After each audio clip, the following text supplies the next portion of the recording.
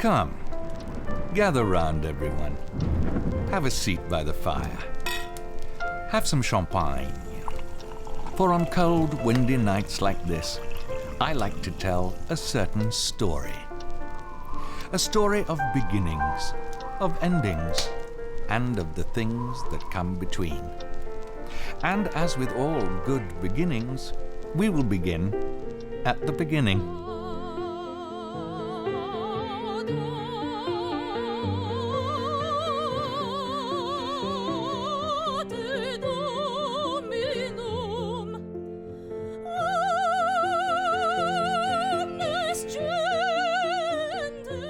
Once upon a time, there was a young man named Cecil. Every night, his parents would lock him in his room and make him take a foul medicine which tasted strongly of peppermint. You see, they believed Cecil to be abnormal, and that was quite unacceptable. Cecil was different from most. He dressed unusually.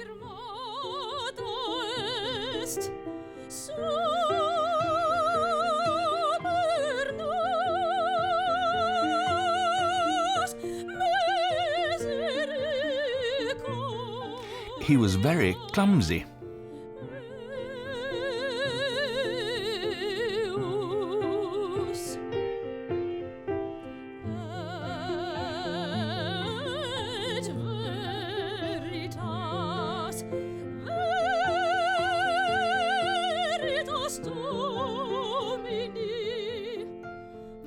But most unfortunate of all, Cecil suffered. Cecil suffered from random attacks of hydrophobia.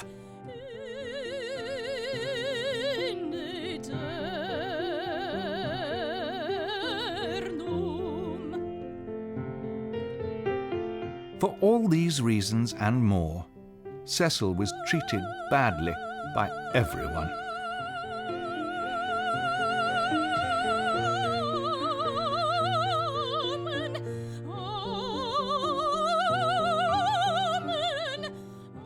However, he only lived with his parents during the summer months.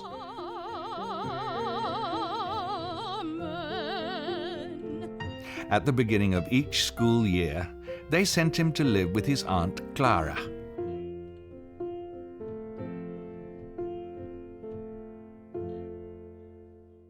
Aunt Clara lived in what she considered a modest home in New England.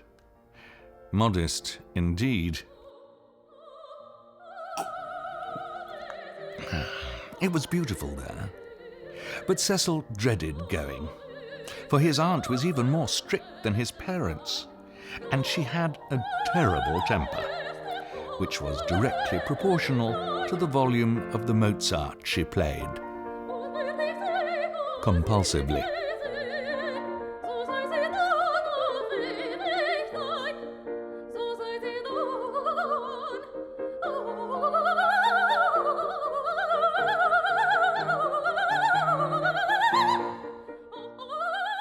And so, for Cecil, even good deeds never went unpunished.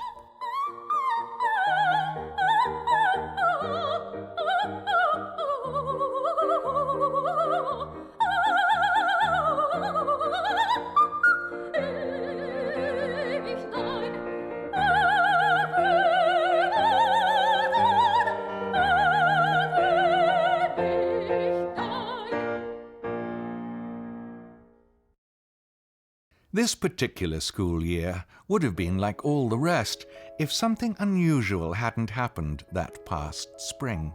It was the night before he was to return home to his parents. "Cecil, why do you wear those awful clothes? Why don't you have any friends?"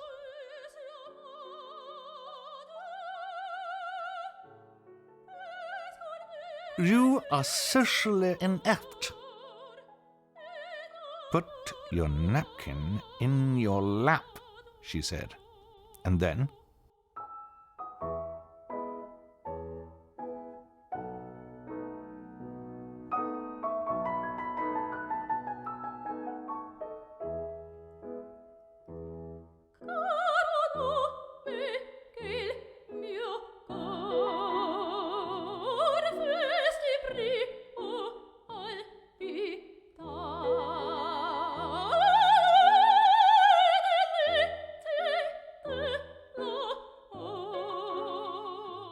Within seconds, Cecil had recovered and knew what had to be done.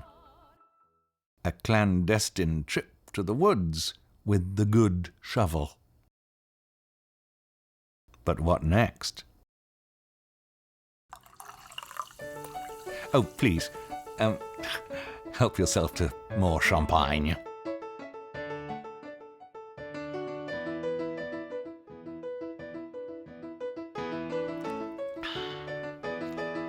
Well, after a summer of finely forged cheques and letters, he had convinced all that his aunt was alive and well. Having taken up crocheting and knitting.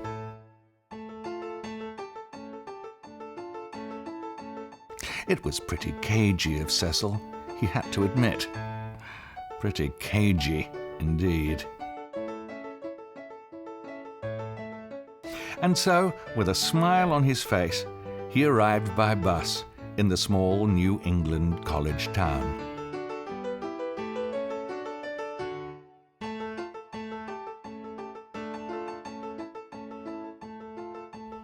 The moment he got to his aunt's house, he ran straight up to his favorite room, the library.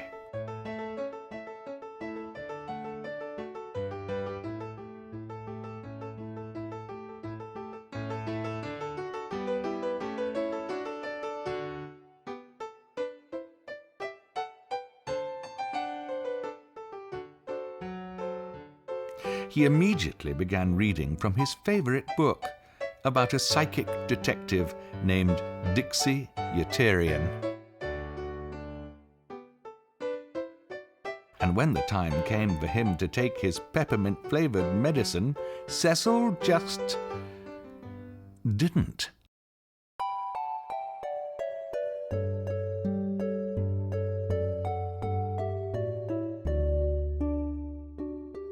The world opened its bright gates to him.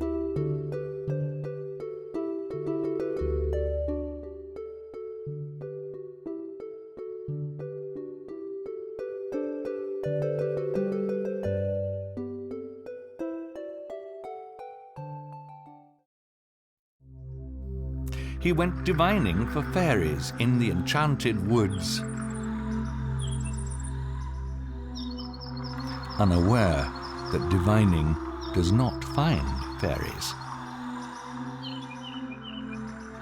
"Wood sprites! Where are you?" he shouted. And of course, he had to check in on Aunt Clara. He was happy to find, however, that she wasn't disturbed in the slightest. These were joyous days for Cecil, but he soon began to feel lonely. He realized that he had never had a true friend. Of course, his books were his friends, but even he had to admit they weren't much for conversation.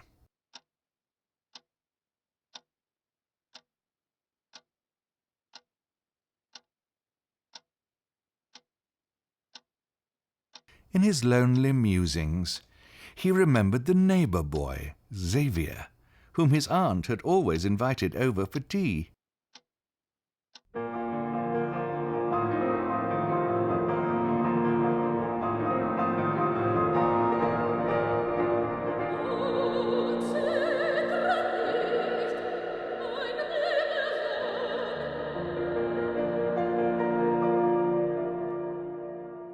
Xavier was a really nasty prat, but Cecil didn't know anyone else, so he decided to look him up.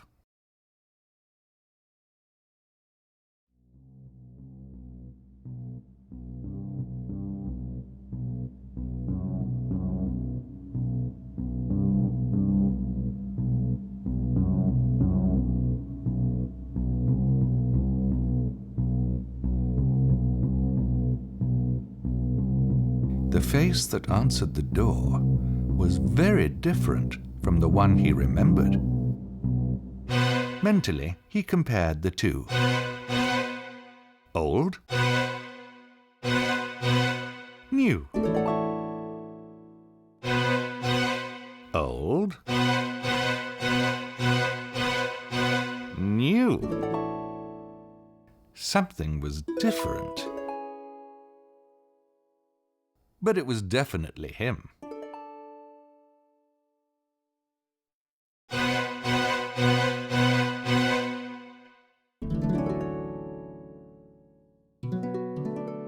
Just to be nice, Cecil invited Xavier over for some tea.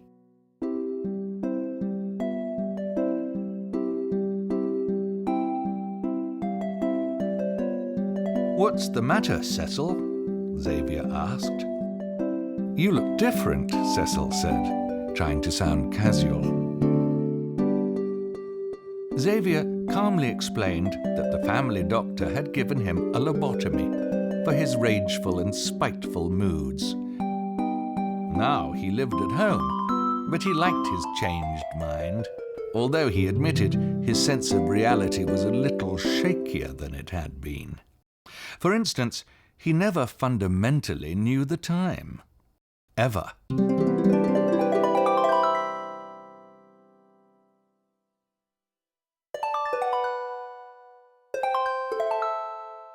Not even when he looked directly at a clock.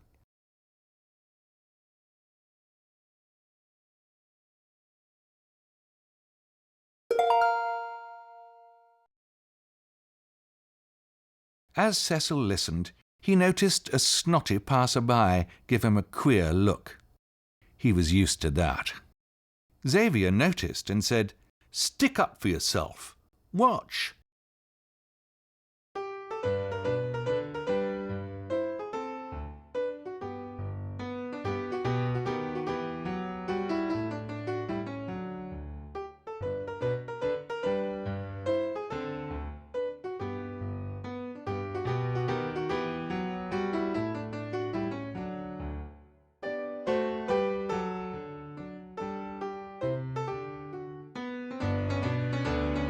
As they made faces at the locals, Cecil began to admire Xavier's fortitude.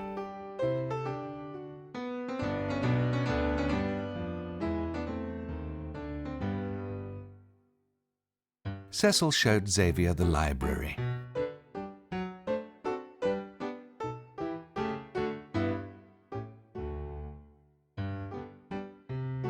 They discovered they shared an interest in books. Although Xavier sheepishly admitted he could no longer comprehend the written word since his operation. Xavier persuaded a reluctant Cecil that he could teach him to skip stones.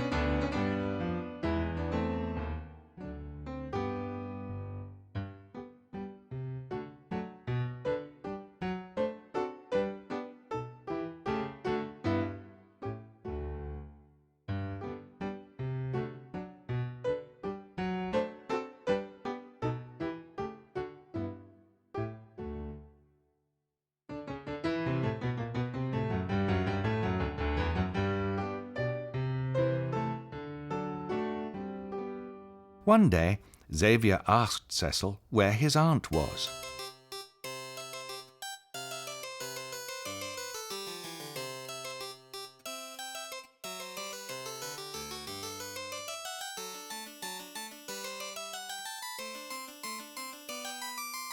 Cecil decided he would let Xavier in on the secret and told him all that had happened.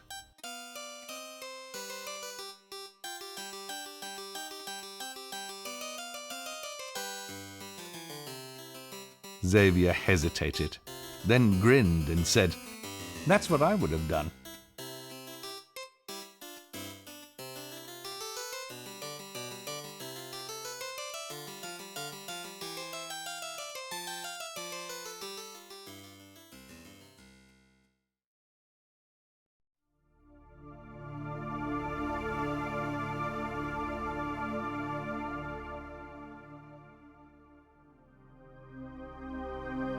One day, during their daily constitutional, Cecil was in a terrible mood.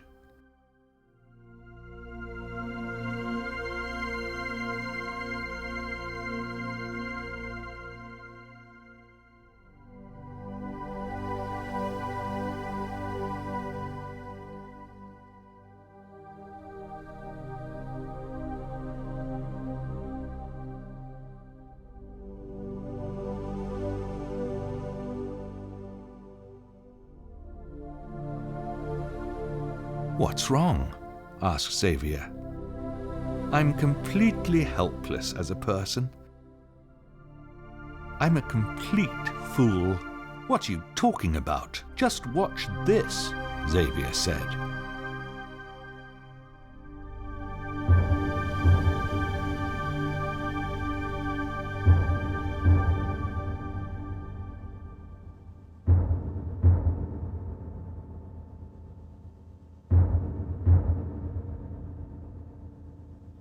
Xavier knelt and spoke to Cecil.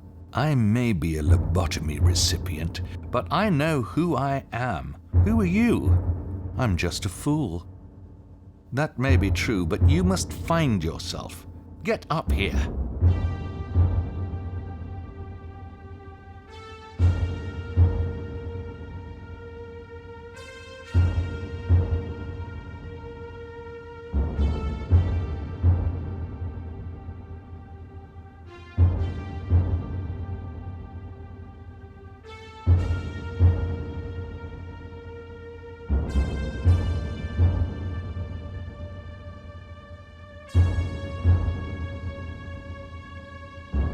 Now, that's what I'm talking about, Xavier said.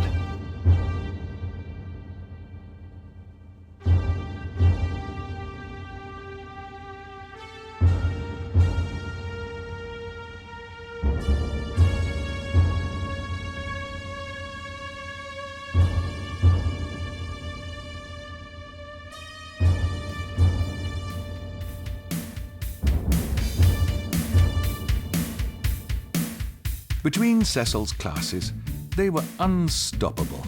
A self-realized, lobotomized ex-prat and an evolving fool.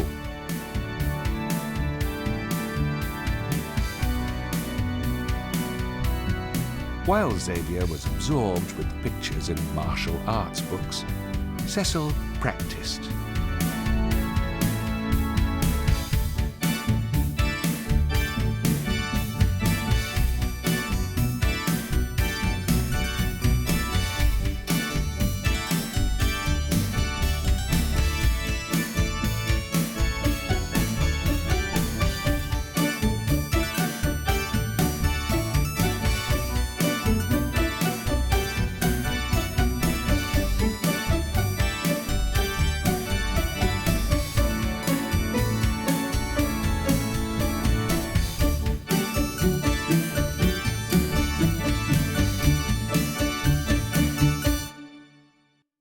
The days were becoming cooler when Cecil received a letter from his parents.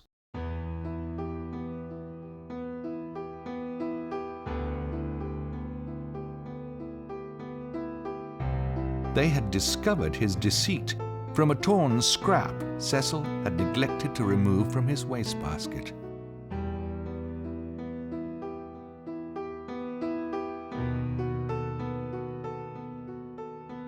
They demanded his return immediately to accept his punishment.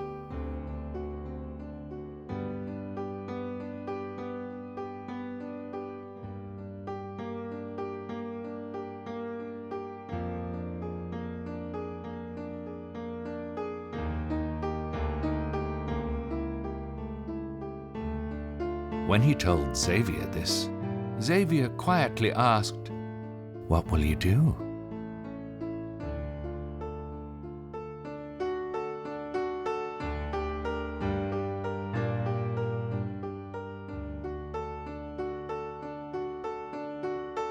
"I have no choice. I have to go back," Cecil answered. "If that is how you feel, then you must go," Xavier said.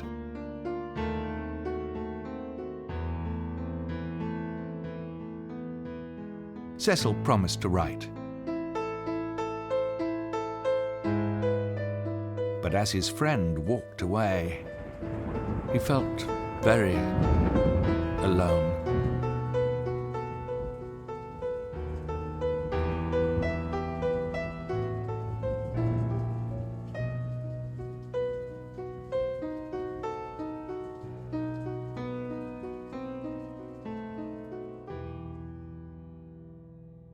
At the bus stop the next day, Cecil's heart was heavy.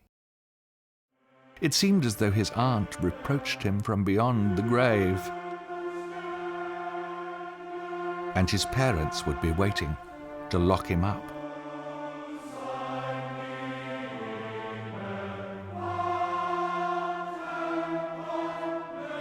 Suddenly, he remembered the day at the rec yard.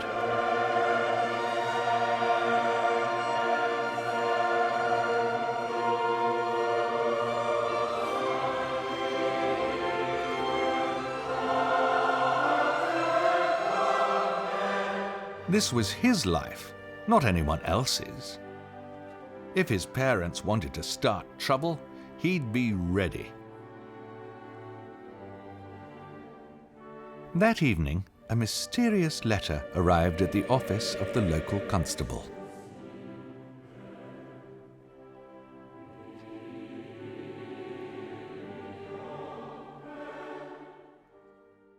A week later, Cecil received a letter.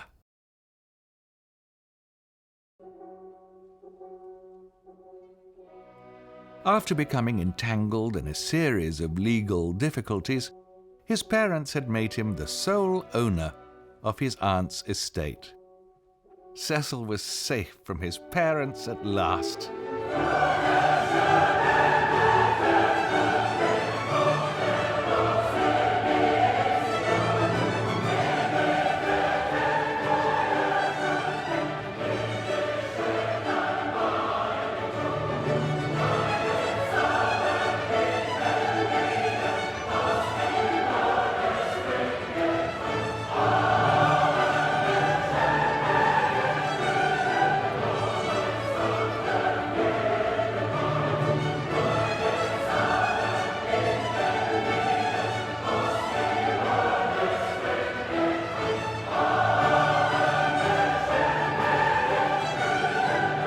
And together they lived happily and foolishly ever after. But not together. And Cecil found that he was truly happy. The end.